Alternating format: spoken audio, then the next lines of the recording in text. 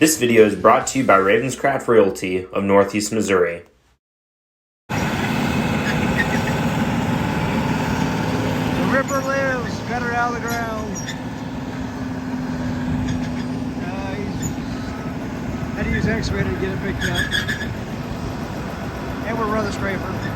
We had to sleep January 2nd. It's okay. I have some fantastic news. I got a phone call like an hour ago from Side and Stricker. 7020 is done, and I'm on my way there to go pick it up. Kind of got the last little glimmer of daylight to get this done, so let's get it. Also, these grain bins are fire, and we're building another one. And here she be. Apparently Dad is here too. He's probably dropping off the skid steer. The skid steer is having some track issues, mainly due to the tracks being kind of worn out. Let's see. I wonder if they turn the battery disconnect off. Nope. Okay, let's get it home. I'm excited. Ooh. Yep. This is the coolest tractor in Northeast Missouri. All right, let's see how good these new injectors are.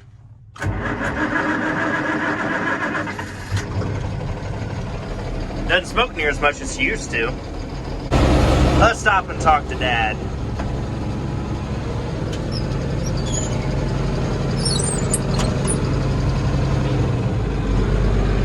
What do you think? You said it smokes a lot. Yeah, it's a 404. Let's go. Okay, so I got the 7020 back. I'll give you a little update on that shortly. And I'm currently under it. I'm gonna change the oil. Or I'll set you guys up so you can watch me attempt to not get oil all over myself. So, I'm gonna change the engine oil and the hydraulic oil is my main concerns. Because I have no idea when it was changed last. We have the gift that keeps on giving, which is Thad's light. So Thad, I'm pretty sure I know which Thad it is. And I think he works for Altor for Cat now. Please never come back for your light because we're not going to give it back. It's a pretty cool light. But anyways, so I was on Facebook a week ago, like a week and a half ago. It was on Monday, the day after Christmas. And I saw the most cool thing I've ever seen. It was an M&W oil pan for a John Deere 404 engine with a turbo. So not like a 4020 M&W oil pan, like a 4620 oil pan. It would have looked so cool on this tractor. However, I missed it by about 5 minutes because I wanted to show Dad first before I did something stupid and bought it. But I'm still kicking myself over that because it was only $1,000 and I'll probably never find another one. And too bad, so sad. Okay. Oh Lord, she's coming. Ho ho ho, a reverse Michael Jackson. Oh, that plug would have totally gone in the oil bucket. Thank goodness we have this nice oil tote deal.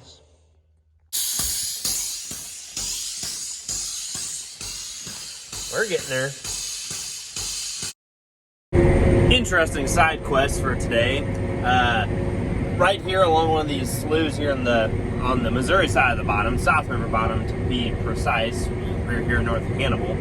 Dad wanted me to come and run over some of these corn stalks with the Salford real quick. And the reason we're doing that is so that when our neighbors come and dip the ditch out, they have one of those long boom track hose. They're going to pile the spoil right here along the ditch. So Grandpa's going to come through the scraper and scrape it up and take it to high or to low places, I should say, and fill them up so that they don't drown out anymore. And I'm really, really happy with how it's working down, and I'm tempted to go try a smaller field.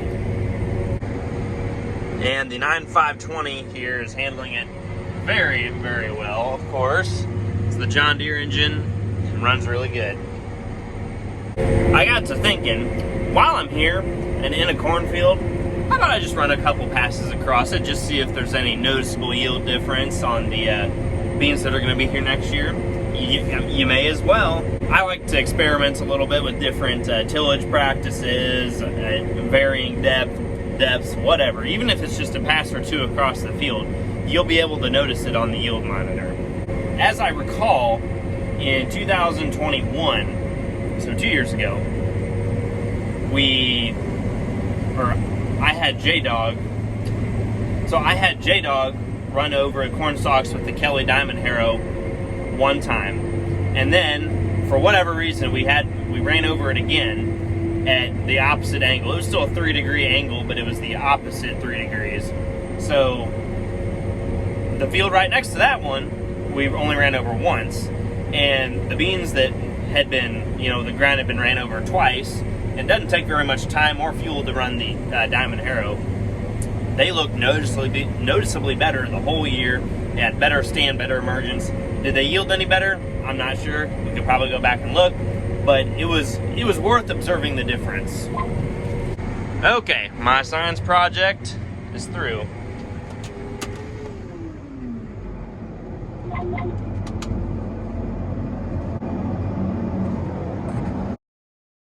We got the 520 with the turbo issue back going. Gonna finish up a little bit of ripping. Got a field here to finish. Another one I'm trying to do a little more on. But the story on this was there's an elbow going to the EGR that had a hole in it, and that hole in it was blowing hot exhaust on that braided steel line that Chase replaced. Burned a hole in it, and it made it lose oil. So it lost oil and starved the turbo for the oil that lubricates it, and turbo burned out of it in no time flat. So that was the kind of the issue that we found. And this tractor has a side shields on it, so you can't really see the oil leak right at first. So, and again, it didn't take very long to burn that turbo up. Got that all fixed a couple of days ago with guys at Side Triggers. And now we're back to running.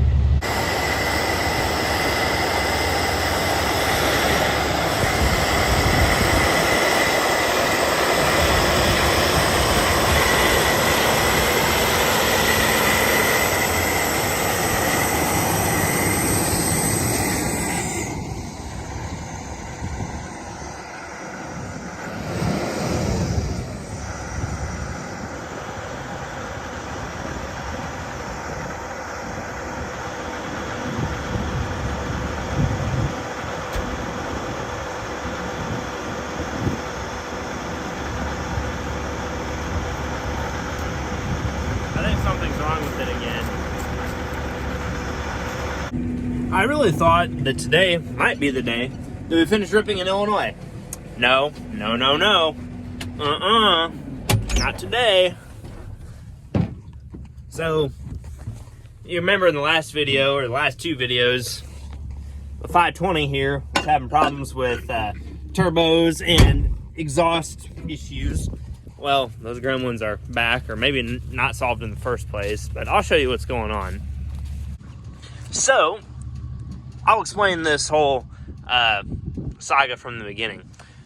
There was a hole here in this piece, and that blew hot air onto this piece, and it got a hole in it, which starved the turbo for oil, and now we replaced all this stuff, and whatever bolts and gasket was there is now not there.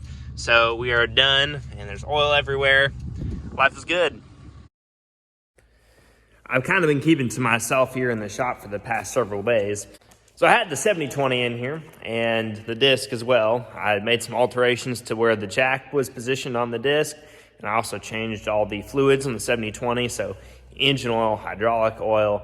I didn't get to the front diff because I couldn't actually figure out where to put the oil in at, so I was like, just leave it be. And I did the cab kit, and I sealed up all the little cracks and holes with some of the spray foam stuff and just some normal caulking from Ace Hardware, and it turned out pretty nice. I took it back to the other house last night and parked it for the foreseeable future, but I'll make it over there at some point and show you guys how it turned out. In addition to using a cab kit, I put some sound deadening behind it. I used this stuff. It's called Silis. It was on Amazon, just kind of a basic sound deadener, and it made a huge difference. And all the old cab kit is in here, and this is kind of what it looked like. It had the this interior stuff, and then the foam, and then that's the thin layer of sound deadening, which makes a big difference. And then what's left of the old air conditioner lines, I took those off. And apparently I had 2 floor mats in my tractor. Didn't even know it. Yes, I'm in Illinois again with the 9620 RX again, after I was already down at this farm once, because we thought we could get it done with the 520, but as you guys saw, it's having some issues. So we're going to unhook the crow stripper and hook it up to this tractor, and then take the 520 home. Actually take the side sugar so that they can work on it this week while we're gone. And yeah, I'm going to try ripping, but it might still be a little too wet, a little slimy on top, but we'll see how it works out. All right, let's get this hot mess unhooked and hooked up to that tractor and get this tractor home. Well, that wasn't so bad. And back across the bridge we go.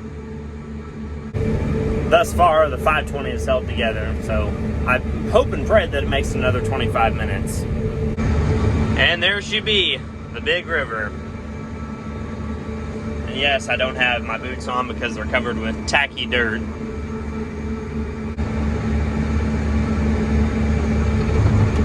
Oh, there goes a 570 on a trailer. I love these 9RXs, but man, I've been having some trouble with them this year. So where that pair of vice grips is located is where the bolts broke on the elbow, and it's kind of held together with vice grips and a different bolt. But it made it home, so yeah, deal with it later. I just stopped in and had some lunch at home, and now I'm at the FSA or the USDA or whatever outside of Palmyra. Got to sign some papers for the upcoming year so that I get all the government stuff done. And I might drive by my new to me farm. It's 80 acres, 50 something of it is in a floodplain. So I'm finally a river bottom farmer, but let's go take care of the paperwork stuff first. Here we are. There's technically one field, but really 2 fields right here on the left, and up here on the right there's another field, and then the rest of it's down this gravel road. So if you're local, you know where this is. If you're not, no, I guess it's not really that important, but it is publicly owned land. So if you really wanted to find out about it, you probably could, but I'm not going to tell you everything. It doesn't lay too bad. Unfortunately, there's some trees in it, but my hands are tied on that front. This field is part of it as well, and then the rest of it is across this ditch in this river bottom. Dad actually farms directly across North River from here. So this is pretty light-natured dirt. However, it lays a little bit wet because of some drainage problems. Where this road is where the water's naturally wanting to flow. However, since the road is here, it can't do that. And then there's a couple low swags out here in this bigger bottom field, but I believe that a PTO ditcher and the backhoe can sufficiently fix that and take care of most of my problems. And I also mentioned before that this is about 80 acres total down here, and that almost doubled my farm size right there, just like that. I've been told that I'm a little bit crazy for renting this, but what I want to do requires income, and to have income, you need acres, and this is what's available. I bid on some other ground, but it went, it was high, really high, way higher than I can afford. Well, like I said, there's some drainage right there that can be fixed, but this road is right where the water wants to actually flow to get out over there. Now I'm dropping off my truck to get inspected, get the license renewed, and get new tags. Yay, vehicle things. This is our new kitty cat I talked about a couple videos ago. Her name is Quandale Dingle.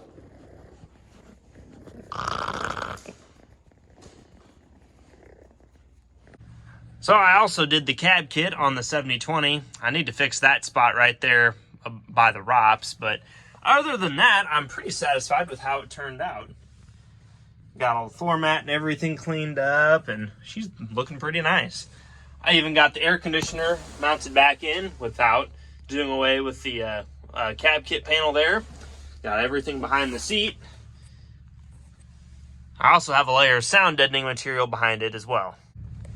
And I sealed up all the cracks with either caulking or spray-in foam, and it's much more airtight and dust tight, and a lot better insulated now as well.